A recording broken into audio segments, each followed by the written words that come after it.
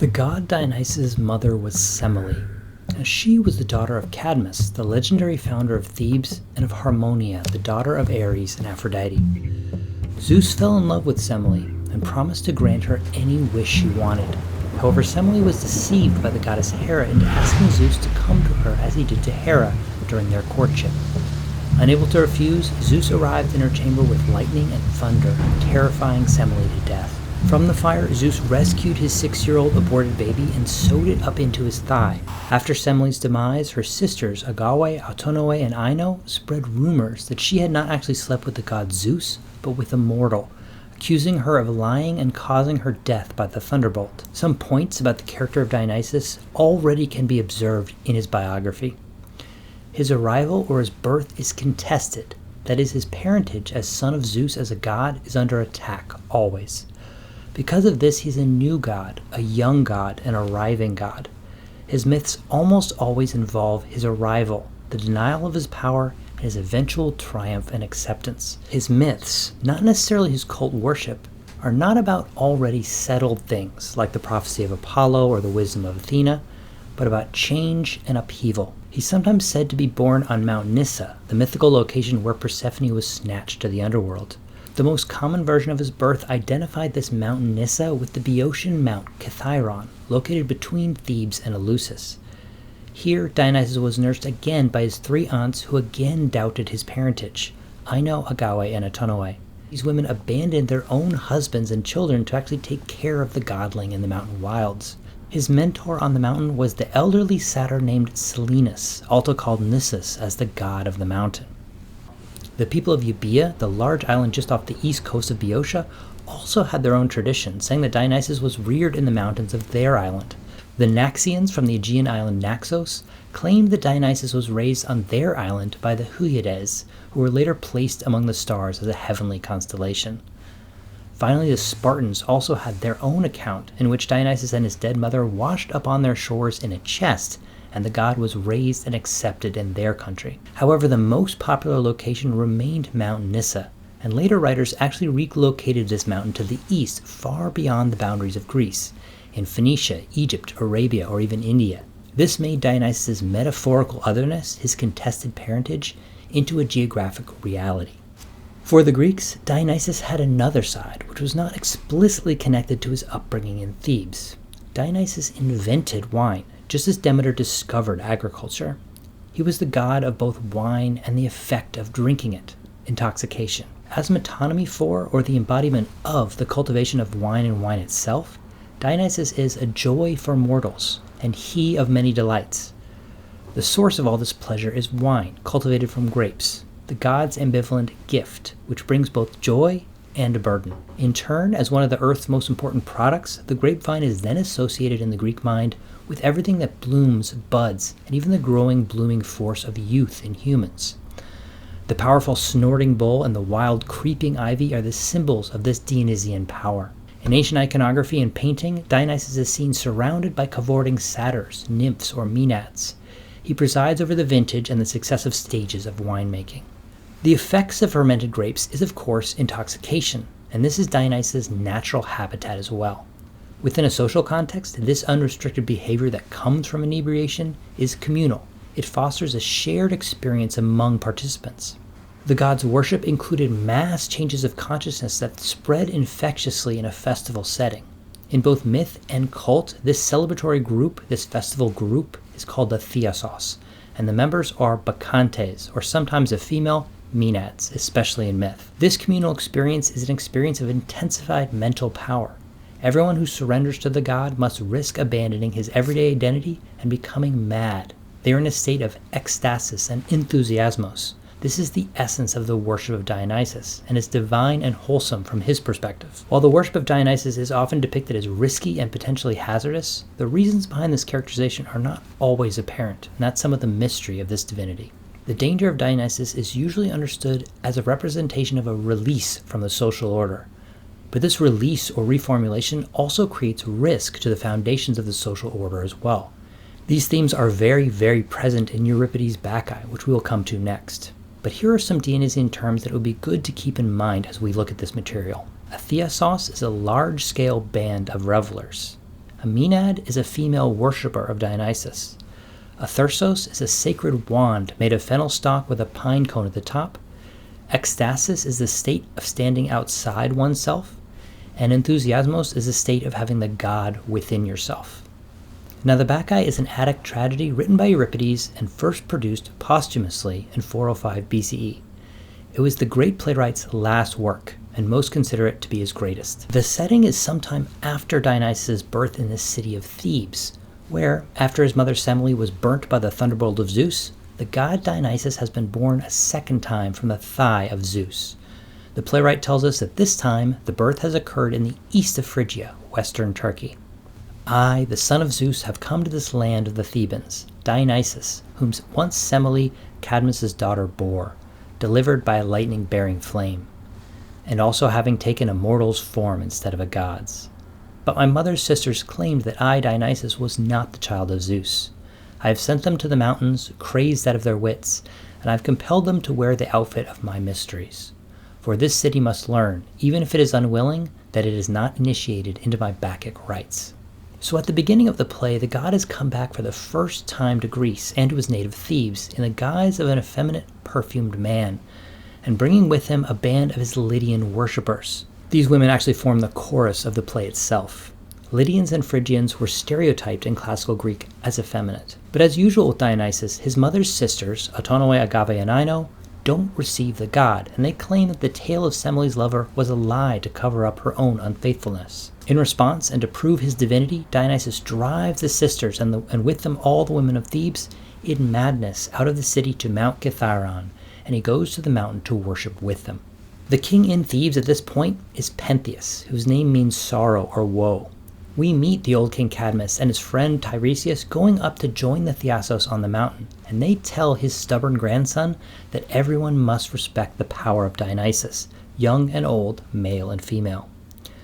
Now Pentheus mistakenly believes that the gathering of the women on Mount Kithaeron is an excuse for immoral, licentious behavior, and he vows to put a stop to the work of the Lydian stranger, who of course the audience knows is actually Dionysus in disguise. Pentheus does not listen to Cadmus and Tiresias, and instead imprisons what he believes to be the foreign troublemaker. Unfortunately for Pentheus, the attempts to imprison the god Dionysus fail. A messenger arrives to tell the king what is happening on the mountain. Not a drunken orgy or anything like that, the women are performing miraculous deeds. They are suckling wild animals and uncovering streams of milk, honey, and wine from the ground. They strike the ground with their thursoi, and these streams emerge. There was a little valley surrounded by rock faces, irrigated with streams, shaded by pine trees where the Maenads were sitting, their hands busy with delightful labors. Some of them were crowning again the worn thyrsos, making it leafy with ivy, while some others, like colts freed from the painted yoke, were singing a Bacchic melody to one another. The messenger also says that the women are dangerous. When the Bacchants almost discovered him, they rushed at him with madness in their eyes, and he barely escaped. Instead of being impressed and awestruck by the women's devotion to Dionysus, Pentheus becomes enraged. He was on the verge of leading an armed expedition against them, when Dionysus, still in human form, convinced him to go and spy on the Thiassos. According to Dionysus, the only way to do this was to dress himself as a Bacchant. After some hesitation, Pentheus decides to put himself completely into the hands of the Lydian stranger. He is dressed as a woman and led forth to the mountain, dazed and seeing double. A second messenger reports the result. Dionysus set the king on top of a fir tree and then called upon the Maenads to take their revenge upon him. His mother Agave dismembered him, the term for this is sparagmos, and tore off his head, mistaking him to be a lion. The horrible wailing of Agave signals the end of the play when she realizes that she has brought back her son's head to Thebes, stuck on the end of her thyrsus. The Bacchae is an incredibly bloodthirsty story. It includes lots of violence, death, murder. Cannibalism and the tearing apart the sparagmos of raw flesh are present. In general, this sort of savage violence and death is an integral part of almost every myth involving Dionysus, and these myths portray the god as the instigator as well as the victim of this type of violence. This is strange for a god also associated with the teeming life of youth. If we split the violence up into Dionysus as the perpetrator and Dionysus as the victim, an interesting dichotomy emerges. In the perpetrator type of violence, which underlies the Bacchae of Euripides, opponents of Dionysus are torn apart by mad women acting under the spell of the god. In some versions, the flesh of the victims is actually eaten by the Maenads, cannibalism. The main example of the second type, the victim type, is found in the fascinating late version of a myth involving the god himself under the name of Dionysus Zagreus. Dionysus Zagreus was the product of an incestuous union between Zeus and Persephone. While still a child, he was killed by the wicked Titans, who dismembered him, cooked and roasted his flesh, and ate it. These Titans were then killed in turn by Zeus's lightning bolts, but Zagreus himself was restored to a second, new life, either because his heart had been saved or because his limbs were put together again. From the ashes of the Titans, the first men were born.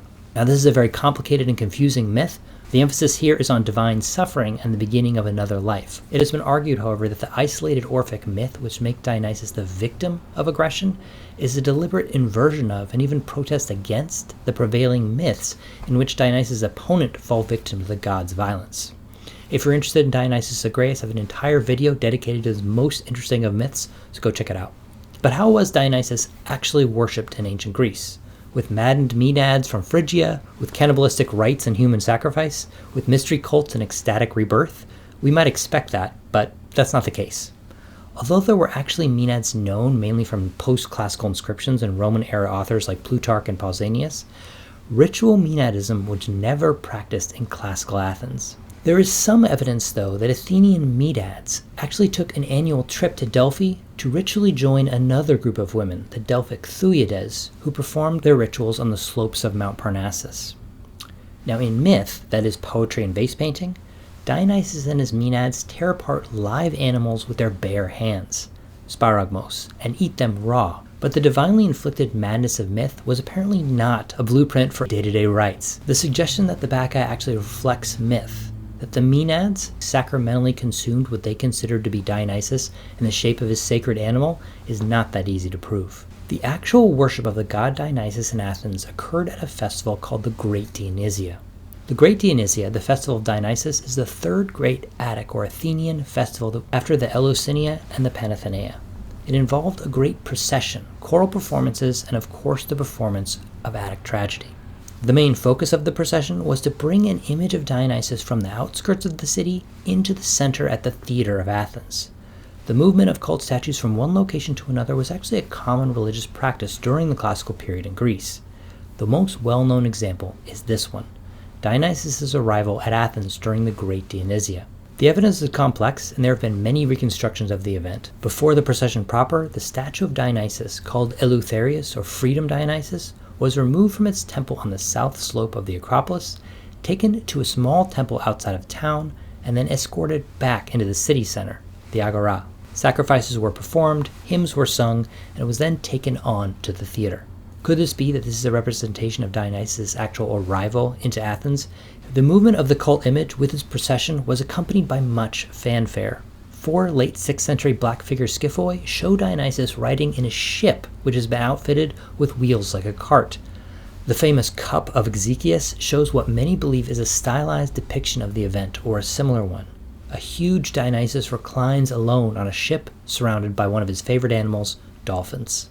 At the theater, each of the 10 tribes of Athens provided one dithyrambic chorus, a specific type of song, for the men's contest and one for the boys. They were large, 50 members each. The theatrical performances took place over a period of 3 days during the Dionysia. 3 tragedians competed. Aeschylus, Sophocles, and Euripides are the most famous ones we know, each with 3 tragedies and a satyr play. So we have to pick up some of our Dionysian threads and leave some to wither and hang. That's really all we can do. Dionysus is the god primarily of wine, but also altered states and madness in general. For example, in his only appearance in Homer, he is called Mainomenos, the Mad One.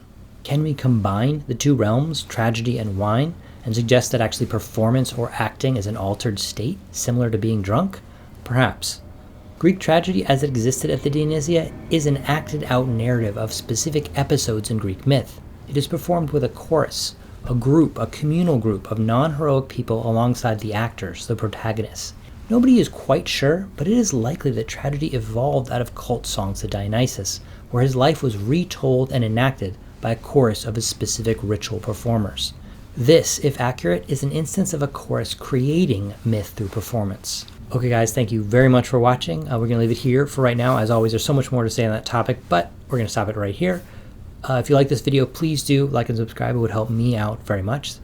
And I'll see you next time. Thank you very much.